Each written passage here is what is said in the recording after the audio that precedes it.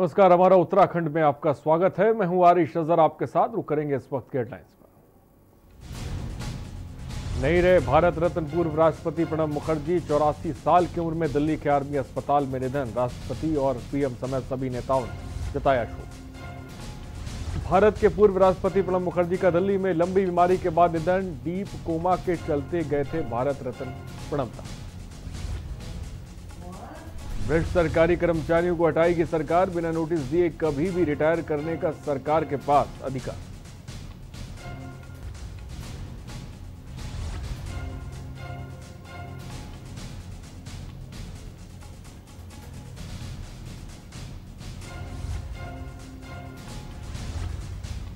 मुख्यमंत्री से मिले डीआरडीओ के चेयरमैन।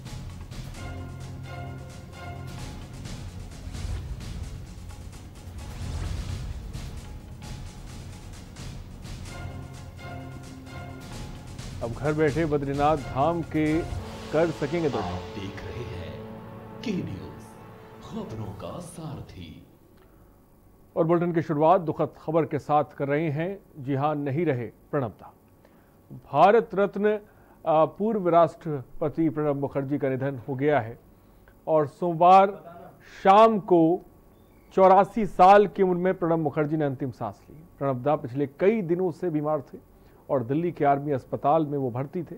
बीते दिनों प्रणब मुखर्जी कोरोना पॉजिटिव पाए गए थे और उनकी सर्जरी भी हुई थी। प्रणब मुखर्जी के बेटे अभिजीत मुखर्जी ने ट्वीट कर प्रणब मुखर्जी के निधन की जानकारी दी। Pranab Mukherjee corona virus positive पाए गए थे और उनकी हाल ही में ब्रेन सर्जरी भी की गई थी।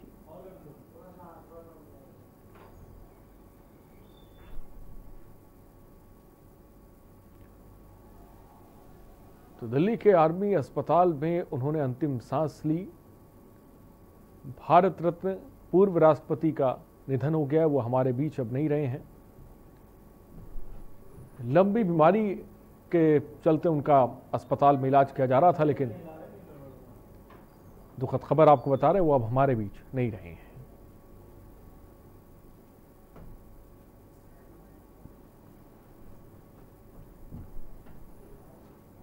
और देश के पूर्व राष्ट्रपति प्रणब मुखर्जी का 84 साल की उम्र में निधन हो गया। उनके बेटे अभिजीत मुखर्जी ने इस बात की जानकारी दी। पूर्व राष्ट्रपति के निधन पर देश में शोक की लहर है। प्रणब दा का निजी जिंदगी और सियासी सफर कैसा था, ग्राफिक्स के जरिए हम आपको दिखाते हैं। तो प्रणब मुखर्जी का जन्म 11 दिसंबर 1935 को बीरभूम में हुआ। साथ ही साथ आपको बता दें, प्रणब मुखर्जी के पिता स्वतंत्रता आंदोलन में सक्रिय भूमिका में भी रहे। कलकत्ता विश्वविद्यालय से इतिहास, राजनीति विज्ञान और कानून की डिग्री उन्होंने हासिल की। वे एक वकील और कॉलेज प्राध्यापक भी रह चुके हैं। प्रणब मुखर्जी को भारत रत्न उपाधि भी प्राप्त है। साथ ही साथ पत्रकार के रूप में अपना करियर का भी उन्होंने आगाज किया। 13 जुलाई 1957 को शुभ्रा मुखर्जी के साथ उनका विवाह हुआ। प्रणब मुखर्जी के 2 बेटे और 1 बेटी थे।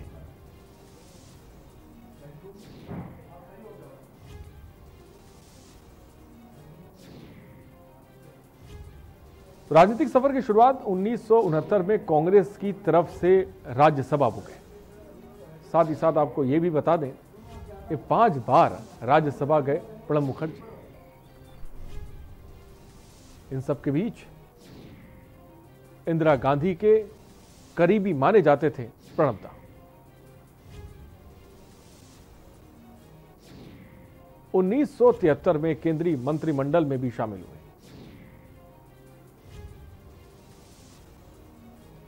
1980 में राज्यसभा में कांग्रेस पार्टी के नेता भी बने। राजीव गांधी सरकार 1984 में भारत के वित्त मंत्री भी थे। मतभेदों के कारण वित्त मंत्री का पद छोड़कर खुद की पार्टी भी बनाई। मतभेदों को भुलाकर कांग्रेस में फिर वापस आए थे प्रणब मुखर्जी। 1957 में उन्हें संसद का उत्कृष्ट सांसद भी चुना गया और 2004 में पश्चिम बंगाल की जंगीपुर से वो सांसद भी बने। 2004 से 2009 के बीच रक्षा और विदेश जैसे महत्वपूर्ण पदों पर भी अपनी सेवाएं उन्होंने दी और अपनी छाप छोड़ी। 2009 से 2012 तक मनमोहन सरकार में फिर से भारत के वित्त मंत्री भी रहे।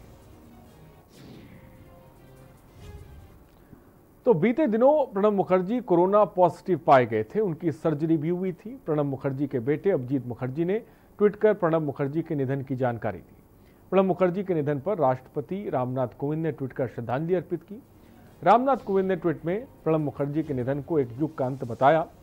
वहीं उपराष्ट्रपति वेंकैया नायडू ने भी ट्वीट कर प्रणब मुखर्जी के निधन पर शोक जाहिर किया। प्रधानमंत्री नरेंद्र मोदी ने प्रणब मुखर्जी के निधन पर दुख जाहिर किया। पीएम मोदी ने लिखा कि प्रणब मुखर्जी के निधन पर पूरा देश दुखी है, वे एक स्टेट्समैन थे। वहीं कांग्रेस सांसद राहुल गांधी ने भी ट्वीट कर प्रणब मुखर्जी के निधन पर बड़ी क्षति बताया। यूपी के सीएम योगी आदित्यनाथ प्रणब दा के निधन पर उन्होंने भी शोक जाहिर किया। तमाम ट्वीट आपकी टीवी स्क्रीन पर हम दिखा भी रहे हैं। सीएम योगी आदित्यनाथ ने कहा कि परमात्मा से दिवंगत आत्मा को चरणों में स्थान देने की बात लिखी। बसपा सुप्रीमो मायावती ने भी ट्वीट कर प्रणब मुखर्जी के निधन पर शोक जाहिर किया। तमाम बड़े नेताओं ने, आपको बता दें, अपने ट्विटर हैंडल पर प्रणब दा के निधन पर दुख जाहिर किया।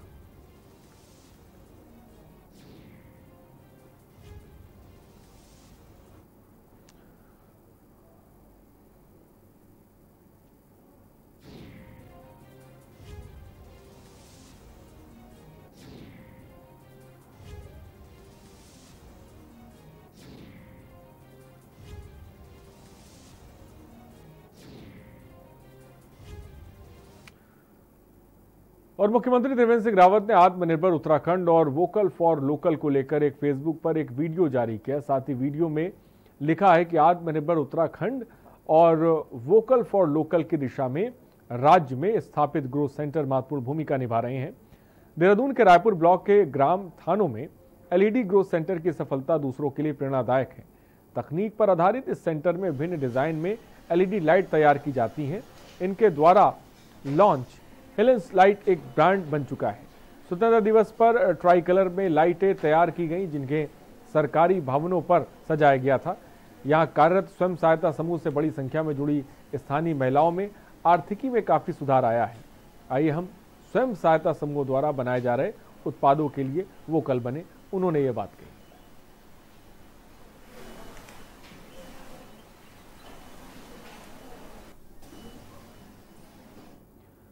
और देश और उत्तराखंड राज्य में बढ़ती बेरोजगारी के विरोध में पूर्व मुख्यमंत्री हरीश रावत कल बेरोजगार युवाओं के समर्थन में उपवास पर बैठेंगे। हरीश रावत ने इसके लिए सभी से समर्थन मांगा है। हरीश रावत ने पत्रकारों से बातचीत में कहा कि उनका उद्देश्य है कि राज्य के प्रमुख मुद्दों में बेरोजगारी प्रमुख होनी चाहिए, इसका कोई राजनीतिक उद्देश्य नहीं है।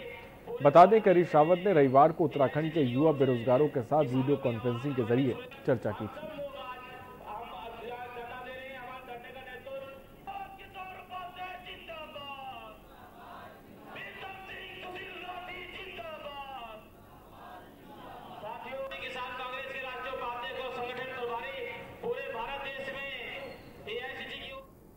और किसानों के मुद्दे पर उत्तराखंड में एक बार फिर से सियासत शुरू हो गई। दरअसल कांग्रेस मुख्यालय में प्रदेश अध्यक्ष प्रीतम सिंह के नेतृत्व में धरना प्रदर्शन किया गया।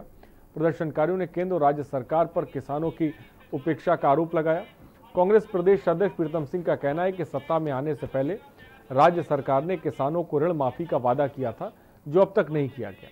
गन्ना किसानों का भुगतान नहीं, बरसात से किसानों की फसल को भी बहुत नुकसान पहुंचा है, जिसका मुआवजा उन्हें नहीं दिया जा रहा है, जिसका कांग्रेस विरोध करती है।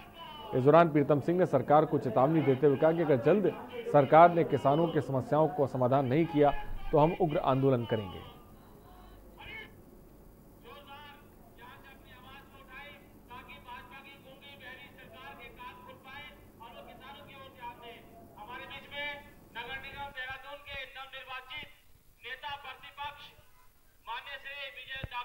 इसके आह्वान पर पूरे प्रदेश के अंदर आज धरना और उपवास का कार्यक्रम आयोजित किया गया है। उसी कड़ी में देहरादून में भी ये धरना और उपवास आयोजित किया गया है। किसानों की जो स्थिति है निश्चित रूप से सरकार उसका संज्ञान नहीं ले रही। 2017 के विधानसभा चुनाव से पूर्व सत्ता में बैठे हुए लोगों ने किसानों से वादा किया था कि आप डबल इंजन की सरकार बनाइए, हम किसानों का ऋण माफ करेंगे। और भारतीय चिकित्सा परिषद उत्तराखंड में प्रांतीय रक्षक दल और युवा कल्याण विभाग के जरिए हुई 4 नियुक्तियों के मामले में कांग्रेसी कार्यकर्ताओं ने धरना प्रदर्शन करते हुए कहा कि जुलाई माह में भारतीय चिकित्सा परिषद के रजिस्ट्रार की ओर से युवा कल्याण विभाग में आउटसोर्स के जरिए 4 पदों पर नियुक्ति की मांग भेजी गई है। विभाग ने इनमें 1 लेखाकार, 1 चतुर्थ श्रेणी और 2 पद पर सुरक्षा कर्मी के नाम तय कर भेज दिए हैं। इन्हें चिकित्सा परिषद की ओर से नियुक्ति दी गई है। प्रदेश सरकार नेताओं के बच्चों की बैकडोर से एंट्री करवाकर बेरोजगार नौजवानों के साथ भद्दा मजाक कर रही है।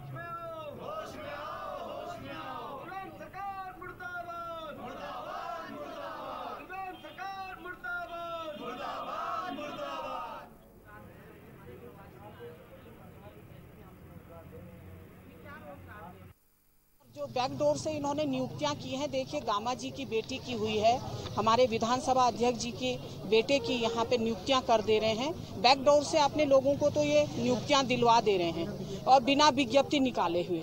तो किस तरह से न्याय कर रहे हैं, क्योंकि युवाओं का जो एक ये था इन लोगों को कि हम बेरोजगारों को रोजगार देंगे, आज हमारा युवा ठगा सा महसूस कर रहा है। और बाजपुर में लेखपालों ने जसपुर के नायब तहसीलदार द्वारा लेखपालों के साथ किए जा रहे अभद्र व्यवहार को लेकर काली पट्टी बांधकर विरोध प्रदर्शन किया। इस दौरान लेखपालों ने जसपुर के नायब तहसीलदार के अंतर्गत कार्य न करने की बात कही और नायब तहसीलदार को जिले से बाहर भेजने की जिला प्रशासन से मांग की। बता दें कि बीते दिनों उत्तराखंड लेखपाल संघ के जिला महामंत्री गौरव कुमार ने जिलाधिकारी को ज्ञापन भेजकर जसपुर के नायब तहसीलदार द्वारा लेखपालों के साथ किए जा रहे दुर्व्यवहारों से अवगत कराया था और नायब तहसीलदार के खिलाफ कार्रवाई की मांग की थी।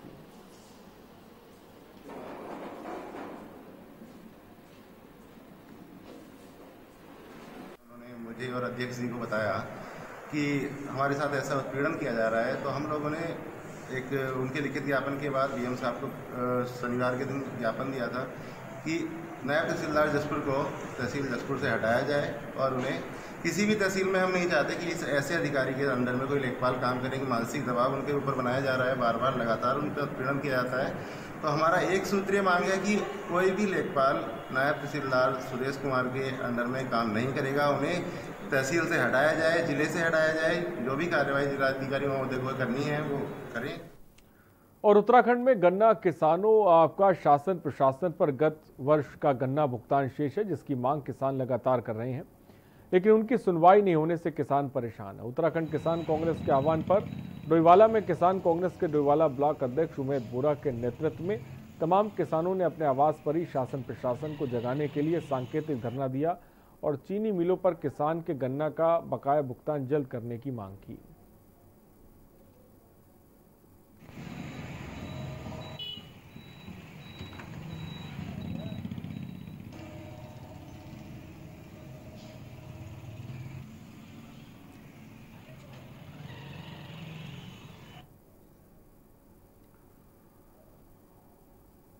और लॉकडाउन के चलते अभिभावक स्कूल फीस नहीं दे पाए, जिसके कारण स्कूल संचालक अभिभावकों को नोटिस भेजकर फीस की मांग कर रहे हैं। हालांकि हाईकोर्ट ने आदेश दिए कि कोई भी स्कूल संचालक अभिभावकों को फीस के लिए दबाव नहीं बना सकता। इसको लेकर अभिभावक संघ ने एक समिति का गठन किया और एक बैठक की, जिसमें इन सभी मुद्दों पर चर्चा की गई। अभिभावक संघ का कहना है कि लॉकडाउन के चलते सभी लोग परेशान हैं और लोगों को फीस देना मुश्किल है, लेकिन कुछ स्कूल संचालक अभिभावकों पर दबाव बना रहे हैं। अभिभावकों ने चेतावनी देते हुए कहा कि यदि स्कूल संचालक अभिभावकों पर दबाव बनाने का काम करेंगे तो अभिभावक समिति चुप नहीं बैठेगी।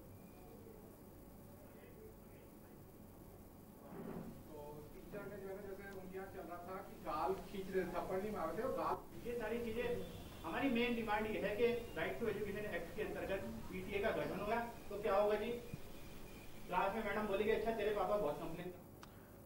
और खबर काशीपुर से, जहां आरटीआई थाना क्षेत्र में स्थित गन्ना अनुसंधान केंद्र में तैनात सुरक्षाकर्मी की संदिग्ध परिस्थितियों में मौत हो गई। सूचना मिलने पर मौके पर पहुंची पुलिस ने मृतक सुरक्षाकर्मियों के शव को कब्जे में लेकर पोस्टमार्टम के लिए भेज दिया है। फिलहाल पुलिस पोस्टमार्टम रिपोर्ट आने का इंतजार कर रही। बता दें कि काशीपुर स्थित गन्ना अनुसंधान केंद्र में ड्यूटी पर मौजूद SIS सिक्योरिटी कर्मचारी राजेश कुमार पिछले 3 साल से कैंपस में सिक्योरिटी कर्मचारी के तौर पर तैनात थे।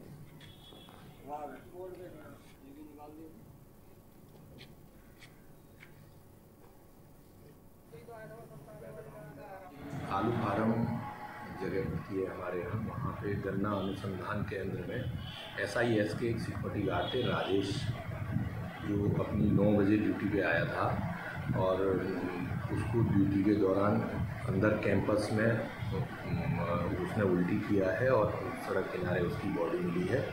जब ड्यूटी चेंज के लिए दूसरा गार्ड आया तो उसने देखा कि ये यहाँ मृत पड़ा है। उसने थाने को सूचना दी। सूचना पर मौके पर हम लोग गए थे, देखा तो कोई ऐसी चोट उसके थी नहीं।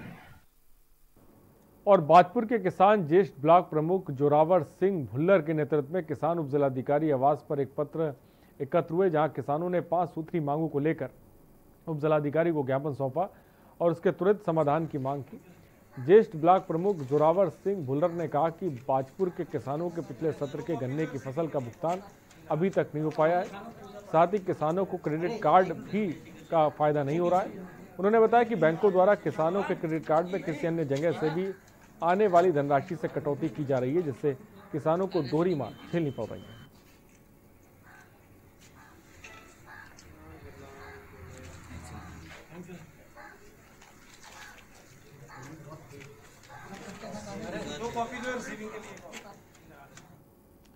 रुकते हैं एक ब्रेक के लिए, जल्द हाजिर होंगे।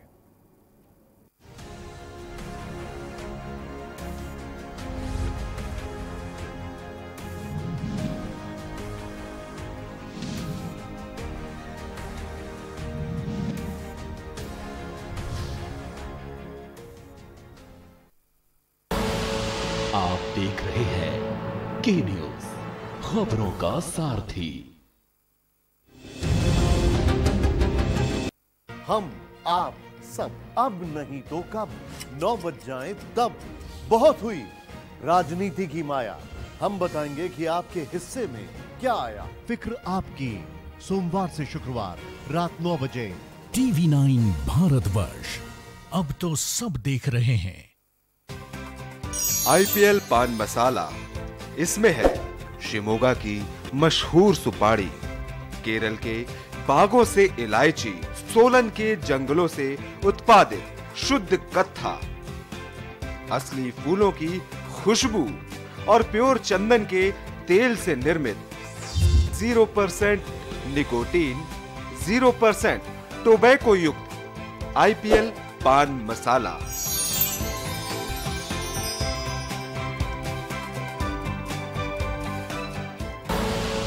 आप देख रहे हैं के न्यूज, खबरों का सारथी।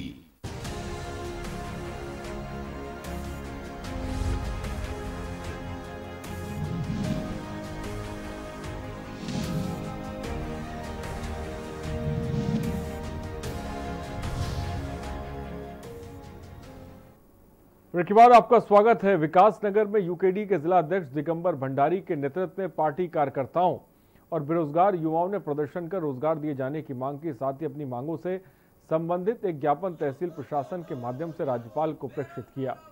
विकासनगर तहसील परिसर में प्रदर्शन के दौरान मीडिया से बात करते हुए यूकेडी जिला अध्यक्ष दिगंबर भंडारी ने कहा कि प्रदेश में बेरोजगारी लगातार बढ़ती जा रही है।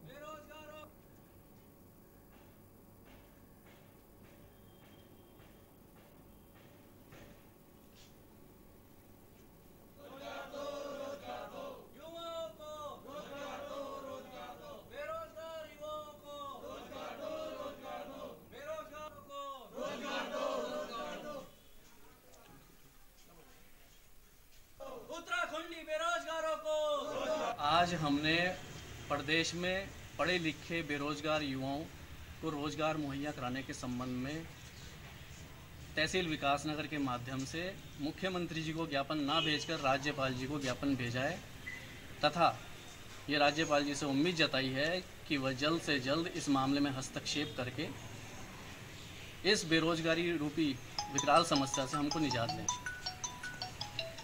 मुख्यतः इसके 2 बिंदु हैं।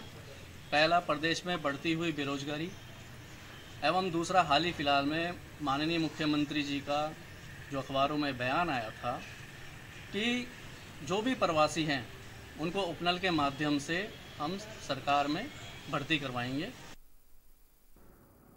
और खटीवा के बानूसा गांव में 29 अगस्त को जमीनी विवाद में गोली लगने से घायल युवक की मौत हो गई। जमीनी विवाद में चाचा ने अपने ही भतीजे को गोली मारी थी। पुलिस के मुताबिक घायल के उपचार के दौरान मौत हो गई, जिसके बाद पुलिस ने गोली मारने के वाले अभियुक्त को गिरफ्तार कर जेल भेज दिया है।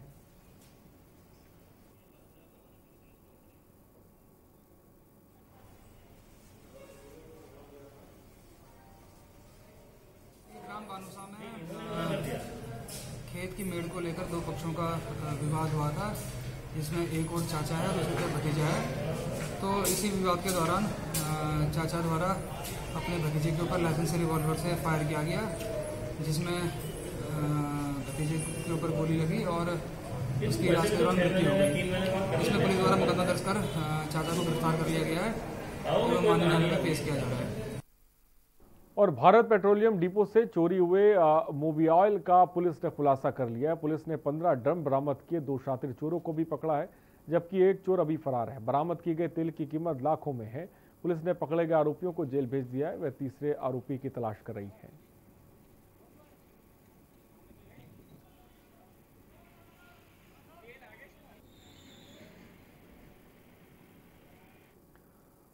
और उधम सिंह नगर जनपद में सोशल मीडिया पर वायरल हो रहे वीडियो मैसेज, जिनमें बीजेपी के झनकट मंडल के पूर्व अध्यक्ष धन सिंह सामंत का एक वीडियो वायरल हो रहा है, जिसमें वो बीजेपी के नानकपदा विधायक प्रेम सिंह राणा और उनके कार्यकर्ताओं से अपनी जान को खतरा बताते हुए मुख्यमंत्री और एसएसपी से जान माल की रक्षा की फरियाद लगा रहे हैं। दूसरा वीडियो भाजपा मंडल महामंत्री रोशन सिंह पर मुकदमा दर्ज होने और भाजपा से निष्कासित किए जाने के बाद उनकी पत्नी चंदेली से क्षेत्र पंचायत सदस्य जीवन प्रीत का है।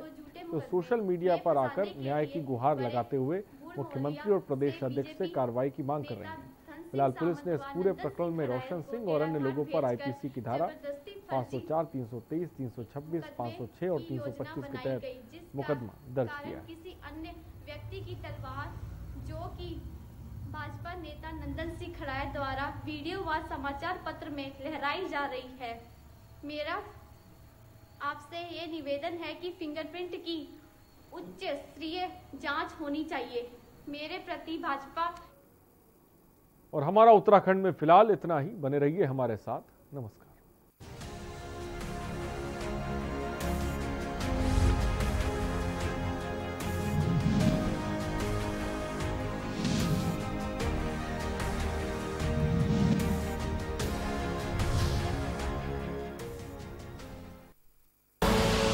आप देख रहे हैं के न्यूज, खबरों का सारथी। GGS Education Group launches 20% discount on academic fee of courses MBA, BBA, BCA, BFSI and GM, D Pharma, B Pharma. Offers best infrastructure, best transport facility, best academic service and best placement service. Register today to avail 20% discount. Call 9971 496 497 or visit the campus Kanpur Lucknow Highway near Unnao. GGS Education Group. खुदी को आजमाया है तो ये अंदाज आया है, खुदी को आजमाया है तो ये अंदाज आया है। तुम में भी मैं हूं, शुद्ध प्लस पान मसाला। बड़े बड़ों को पीछे छोड़ा, TV9 भारतवर्ष ने रिकॉर्ड तोड़ा। देश का number 2 news channel TV9 Bharatvarsh का परचम बुलंद। TV9 भारतवर्ष, बिना शोर शिखर की ओर। TV9 भारतवर्ष, अब तो सब देख रहे हैं। कोरोना संकट काल में के न्यूज इंडिया की देशवासियों से अपील है कि हम जाति धर्म को भूलकर कोरोना को हराने में एक साथ खड़े हों। जरूरतमंदों की मदद करें। कोरोना के खिलाफ जंग में हम अपना योगदान दें। हम सब मिलकर लड़ेंगे और मिलकर जीतेंगे।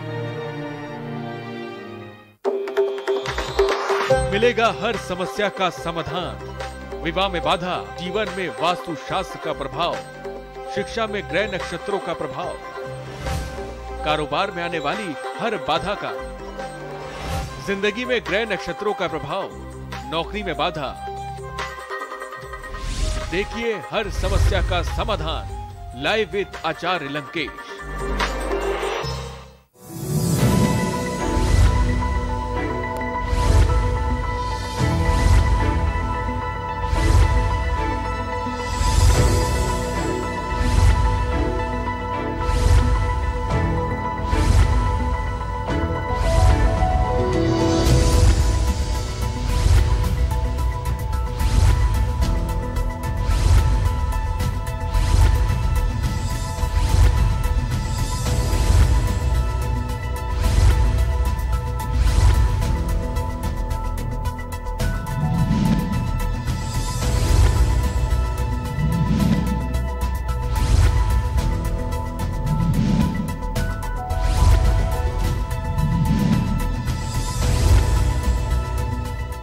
करें अपने जीवन को कृतार्थ, सुने श्रीमद् भागवत कथा रोज प्रातः 6:30 बजे मेरे साथ सिर्फ के न्यूज इंडिया।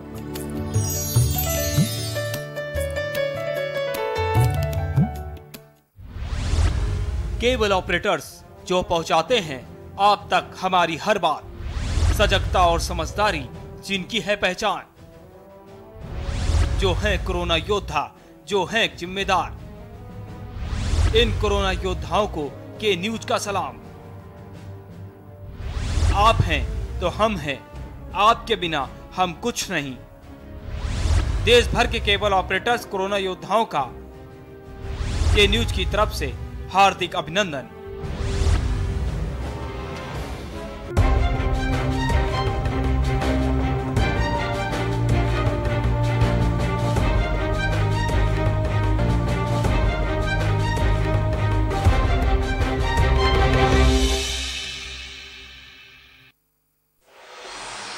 कोर्ट कचहरी के ना लगे चक्कर,